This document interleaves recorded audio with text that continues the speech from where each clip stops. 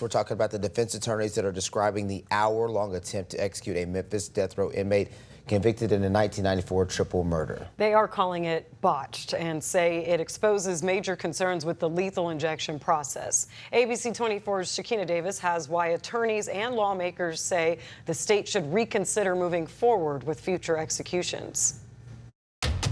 Attorneys representing Tony Carruthers say what happened inside Tennessee's execution chamber last week should never happen again.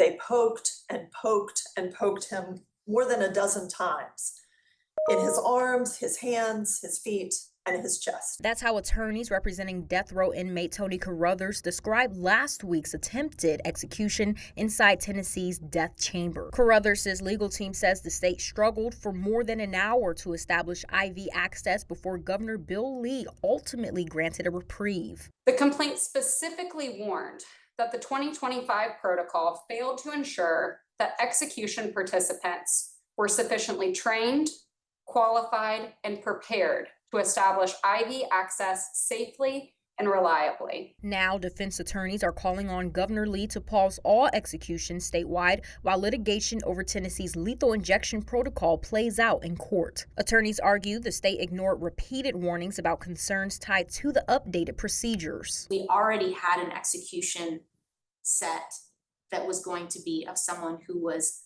likely innocent, who had maintained his innocence, and who the state refused to answer basic questions about. Maria DeLiberato, an ACLU attorney representing Carruthers, witnessed the attempted execution firsthand. She says her client remains in distress and her team is moving forward to secure independent medical care and additional DNA testing. We are not going anywhere, and we will get to the bottom of this. Meanwhile, Democratic State Representative TJ Hardaway says the situation raises broader legal and moral questions about the future of executions in Tennessee.